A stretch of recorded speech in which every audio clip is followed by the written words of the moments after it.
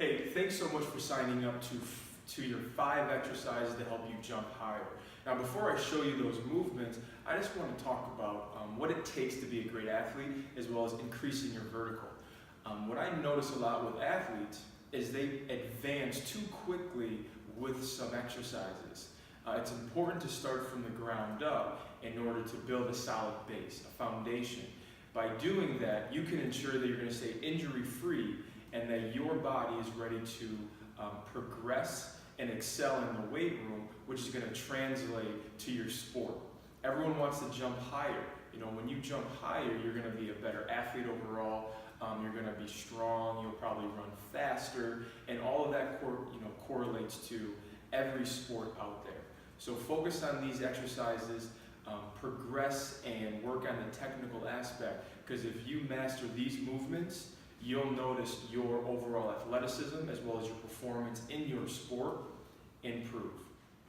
Welcome back. So this is your first exercise. It's called a snap down. This is a great movement to teach athletes how to stop and or how to land.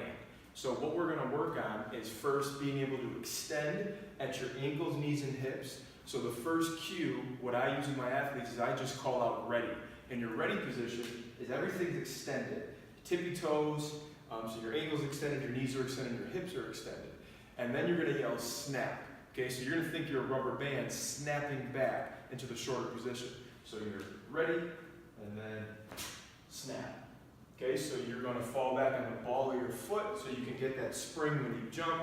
Your knees are going to bend, and your hips are going to flex so your butt goes backwards, and you're going to make sure that your chest is big so you have that neutral spine.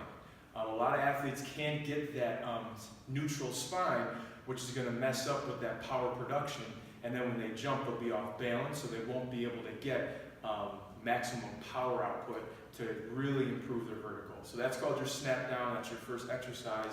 Master it and watch your vertical increase. Welcome back. So here's exercise 2. This is just going to be your vertical jump. So you mastered your snap down, and now you're going to produce force and get vertical, so jump as high in the air. But what I really want you to focus on is landing back in that snap down position. So again, we are going to get in our ready position on the tippy toes, extended the knees, extended the hips, and then you're going to snap down in your pre-jump position and explode back up. Okay, so I'm ready, snap, land. Okay, so from the front, it's ready, snap, land. Okay, so that's really going to help prepare for more advanced movements.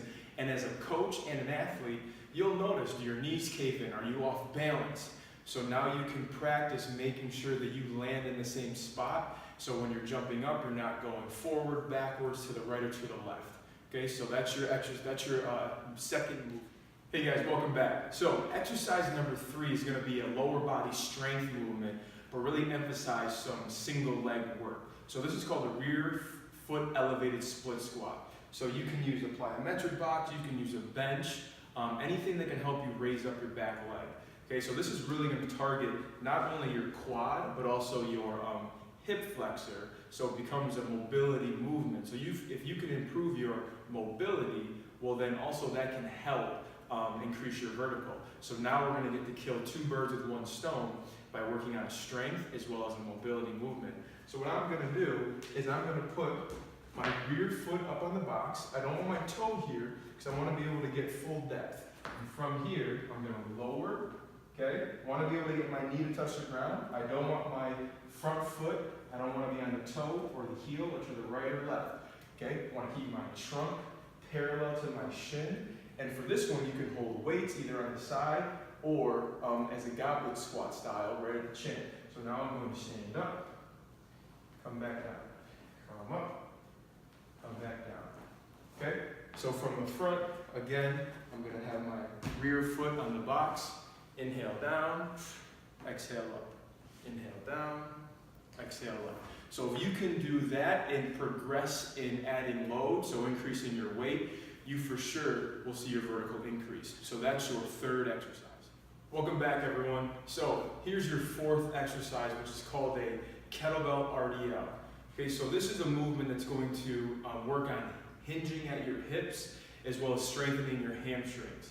So this is a great movement that not only teaches your body how to move fundamentally, hip hinging is a fundamental movement that every athlete needs to be able to do, but it's going to strengthen that pre-jump position. So it's going to work on that snap down position that we did in that first exercise. So I'm going to grab a kettlebell, okay, and I'm going to hold it just by the handle.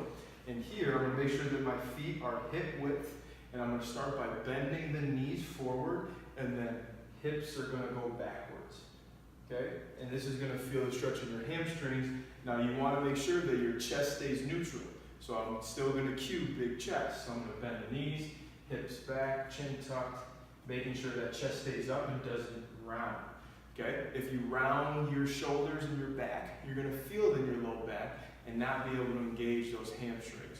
Okay? So again, it's bend the knees, hips back, feel the stretch, and come up. Some athletes can go all the way down. Some athletes will stop right in between your calves. Okay? So from the front, again, bend the knees, hips back, come right back up. Okay, that's your fourth exercise. This is a great movement that's going to help your overall athleticism, but for sure help you increase your vertical. Fifth and final exercise, this is just a basic push-up. Okay, now it's not so basic because push-ups are very hard. I've seen so many athletes perform these incorrectly, and those are the athletes that struggle in your snap down, your vertical jumps, and also are limited in their overall strength, which limits their ability to perform your rear elevated split squat or your hip hinge. So performing a push-up, I like to make sure that my athletes, their hands are a little wider than shoulder width, and then I tell them, show your biceps. Okay? I want you to show your biceps so your biceps aren't in, meaning your elbows will bow out, looking like that, and that can really tweak your shoulder, but it promotes poor posture. So from the front, biceps are showing, hands are hip width, my thumb is going to be in line with my shoulder or armpit.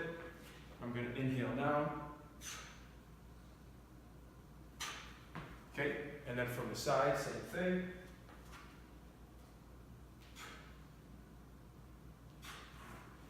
So that's your basic push-up or your perfect push-up. If you can master that, I promise you your vertical will increase.